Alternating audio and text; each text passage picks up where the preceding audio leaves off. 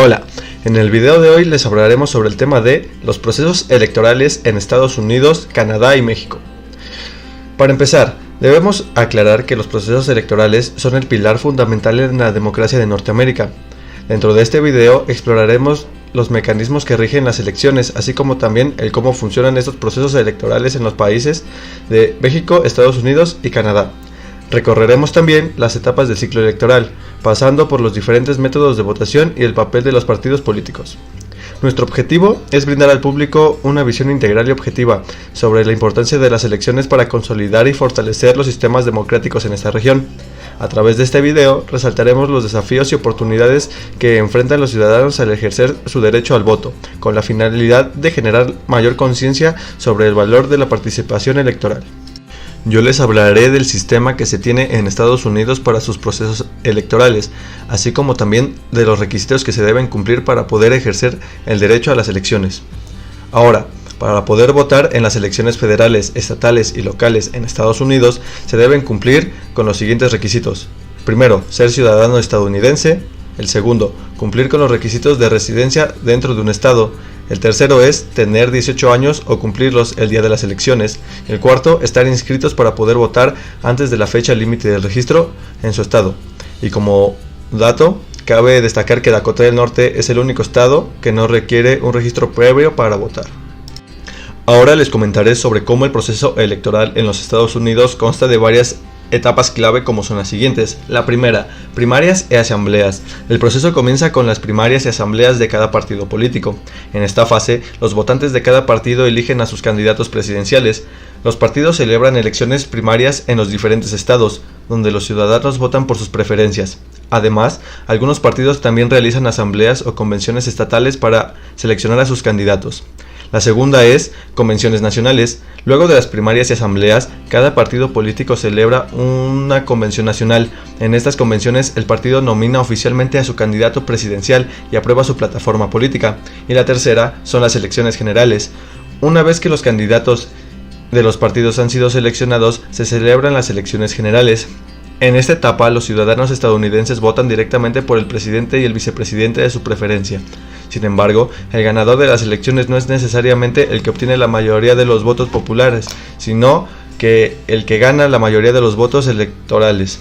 Otro punto que cabe destacar es que el sistema electoral de los Estados Unidos es indirecto, ya que cuenta con un sistema donde los ciudadanos no votan directamente por el presidente, sino por los electores que luego votan por el candidato ganador.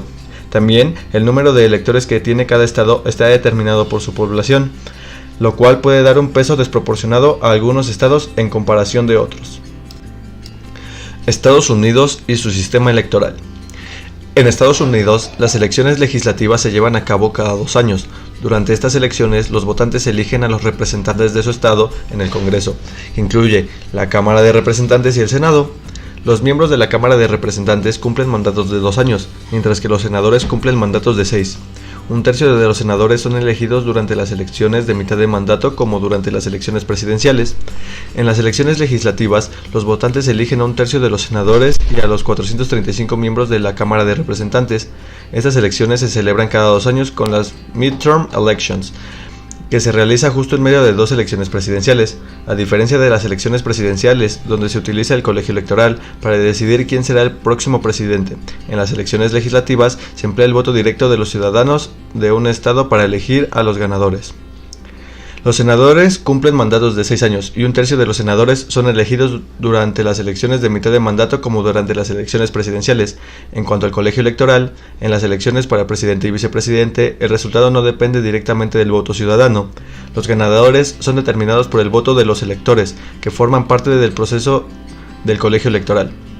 Cada estado tiene tantos electores como miembros en el Congreso, sumando un total de 538 electores, incluyendo las 3 electores de Washington, D.C.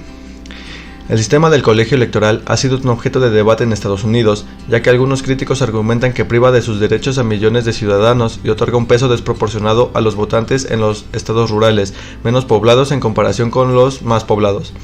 Algunos argumentan que este sistema es antidemocrático y no refleja la voluntad popular.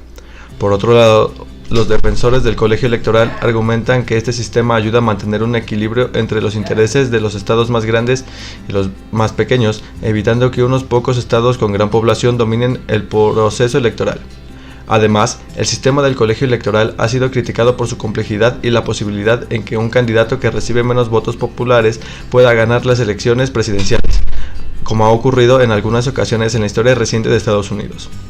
Esto ha generado debates sobre la necesidad de reformar el sistema electoral para que el presidente sea elegido por voto directo de los ciudadanos.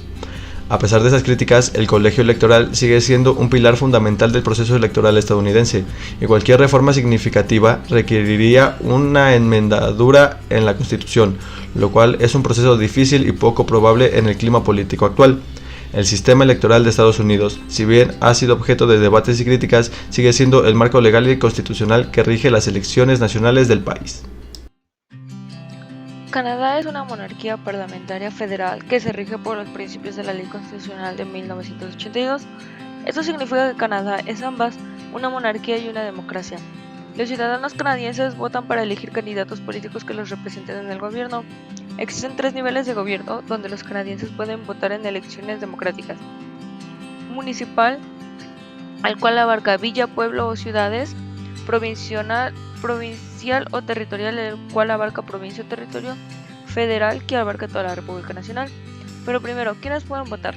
El electorado canadiense está compuesto por todas las personas canadienses mayores de 18 años, facultándoles la mayoría de edad también para acceder a puestos de elección popular. Las únicas circunstancias que pueden limitar este derecho político son una declaración oficial de culpabilidad de un delito tipificado en la Ley de Elecciones Canadá o encontrarse privados de su libertad. Elecciones municipales. Los municipios son generalmente responsables de los servicios como el suministro de agua, alcantarillado, mantenimiento vial, barrida de nieve, policía, bomberos, parques, etc. En las elecciones municipales se vota por un concejal, la persona que representará a su distrito electoral, un alcalde o presidente que será el jefe de su municipio. Las personas que son candidatas en las elecciones municipales no representan a ningún partido político. Ahora, elecciones provinciales. En la actualidad existen 5 partidos políticos provinciales registrados: el Partido Liberal, fundado en 1867 con una corriente liberal; el Nuevo Partido Democrático, fundado en 1961 con una corriente socialdemócrata; el Partido Verde, fundado en 1983 con una corriente ecológica; el Bloc Québécois, fundado en 1991 con una corriente socialdemócrata y un nacionalismo quebequés; y el Partido Progresista Conservador de Canadá, fundado en 2003 con una corriente conservadora. El gobierno provincial es responsable de cosas como educación, salud, turismo y programas sociales. En las elecciones provinciales se vota por un miembro de la Asamblea Legislativa para que se represente a su distrito electoral. Los candidatos en las elecciones provinciales suelen estar afiliados a un partido político. Elecciones federales.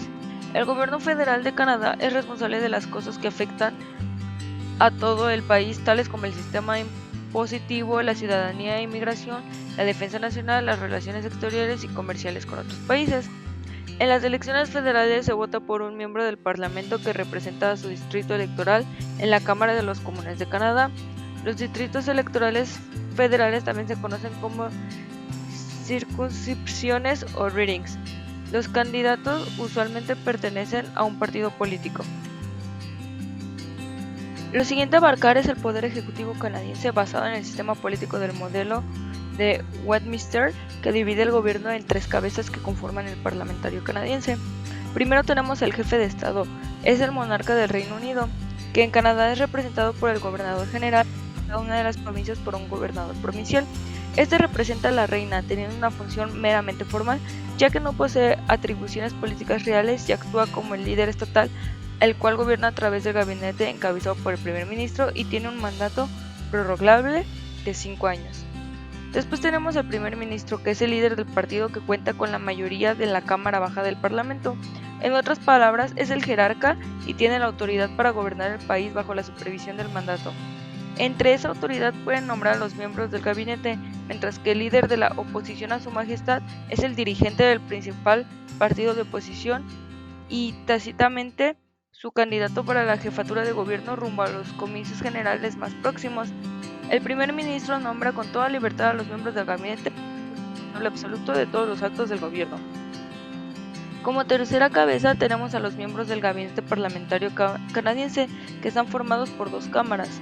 El Senado, compuesto por 105 miembros designados por el gobernador general tras consultar con el primer ministro y que contribuyen a la revisión y aprobación de proyectos de ley, estando también facultados para redactar y proponer proyectos de ley, siempre que estos no impliquen la utilización de fondos públicos.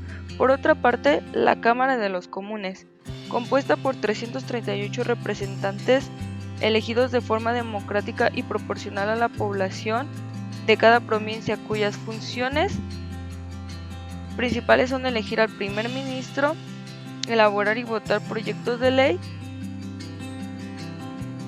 y llevar un adecuado control presupuestal. El Senado está integrado por 24 representantes de las provincias marítimas, 24 de Quebec, 24 de Ontario, 24 de las provincias del oeste, 6 de Newfoundland y uno respectivamente para el territorio de Yukon y para los territorios del noroeste. Los senadores son designados por el gobernador general a la propuesta del primer ministro y ocupan el cargo hasta cumplir la edad de 75 años. Todos ellos deben de seguir ciertos requisitos como tener 30 años cumplidos en el momento de su nombramiento, disponer de recursos económicos equivalentes a $4,000 anuales canadienses y residir en la provincia o territorio que representan. Para finalizar, tenemos la repartición de posiciones entre el partido ganador y el primer partido perdedor. Tradicionalmente, si un partido termina con más de la mitad de los escaños en la Cámara de los Comunes, se forma un gobierno mayoritario y este tiene control sobre la Cámara Baja. Sin embargo, si el partido ganador termina ganando menos de la mitad de los escaños en la Cámara Baja, se formará un gobierno de minoría, donde la oposición puede bloquear proyectos de ley y limitar al gobierno en asuntos primordiales como por ejemplo el presupuesto. Para gobernar, el primer ministro y su gabinete están obligados a conservar y mantener la confianza de la Cámara de los Comunes. En el caso de una moción de censura o de falta de confianza, el gabinete puede renunciar o pedir la disolución del Parlamento, lo que conducirá a una nueva elección. La disolución del Parlamento es un poder concedido solo al gobernador general. No obstante, tradicionalmente es el primer ministro quien solicita tal disolución. En circunstancias excepcionales, el gobernador general puede rechazar dicha solicitud. México. En México, la institución encargada de organizar las elecciones federales y locales es el Instituto Nacional Electoral. En las elecciones federales se considera cada 6 años la elección de la presidencia de la República y cada 3 años diputadas, diputados, senadoras y senadores que integran al Congreso de la Unión. En cuanto a las elecciones locales, el INE las organiza en coordinación con los organismos de las entidades federativas y de la Ciudad de México. Para hablar de las elecciones federales, en cuanto al Congreso de la Unión, hay que entender 2 puntos. Primera, ¿qué es un distrito electoral? La distritación electoral busca que el número de habitantes de cada distrito se encuentre dentro de los parámetros establecidos en la ley, para así evitar la sub- y subrepresentación en los órganos legislativos. En este sentido, el territorio nacional se subdivide en diversos espacios, entre ellos 300 distritos electorales uninominales, que a su vez conforman las 5 circunscripciones plurinominales. También tenemos el principio de mayoría relativa. Este principio es proporcional a las personas que se eligen por voto directo a través de las 300 distritos electorales. Y en segundo lugar tenemos la representación proporcional, que es cuando los diputados o senadores se eligen dentro del partido político que corresponde. Congreso de la Unión. Para la elección de diputados tenemos 300 diputados por mayoría relativa, 200 diputados por representación proporcional. En cuanto a los senadores, tenemos 64 senadurías por el principio de mayoría relativa, 32 senadurías correspondientes al principio de primera minoría, el cual consiste en que cada estado debe contar con por lo menos una senaduría. Y por último, 32 senadurías por el principio de representación proporcional.